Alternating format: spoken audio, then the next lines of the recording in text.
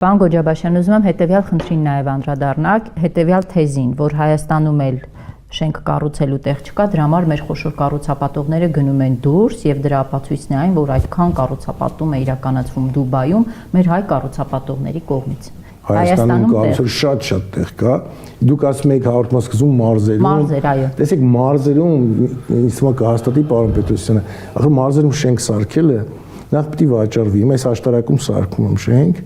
ու այնտեղ եկամտարկը գործում, հա, բայց այնքան քիչ տոկոս են վարկով առնում, որովհետև իրենց եկամուտը չի երևում թղթի վրա։ Այսինքն ինքը փոքր կա, որ եկամտարկը մարզերում մնա, այնտեղ առնում են, բայց ինքը իր միրգն է վաճառում, ես չգիտեմ, իր տնտեսությունն ունի փոքր իր մարզում, իր քաղաքում, որը ոչ մի թուղթ չունի։ Այսինքն չաշխատող է եկամտարկը մարզերում։ Աշխատող է, հետո նայեք, ենթակառուցվածքներ են պետք, մարզերում տես չի որ կոյուղի կա, ճանապարհ կա, գազ կա, էլեկտրականություն կա, համապատասխան այդ շենքերի, հետո այն մարզերում ովքեր որ լավ եկամուտ ունեն, նրանք Երևանում են աշխատում։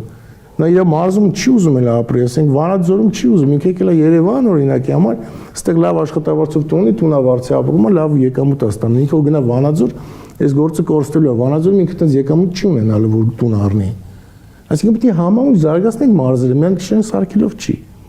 Հատարանք մարզ սարքեցինք, հետո մի հատ երկու հատ կարան վաճառվի,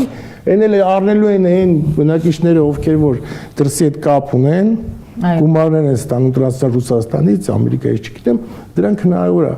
բայց դա հիմնովի պետք է արվի մարզերում աշխատատեղեր լինի, ասենք որոշ պետական կառույցներ տանենք մարզեր, որ համալսարաններն են ուզում տան, ինչ-որ հաշ պետք է սկսել փոքր Հայաստանը։ Կարելի է շատ շուտ, ասենք ճանապարհային քարտեզ գծել, որտեղ ինչ անել, հետո քաղաքի այս պրոբկաները թեթևանան Երևանի, մի քիչ պիտի դուրս գնանք Դուբայ։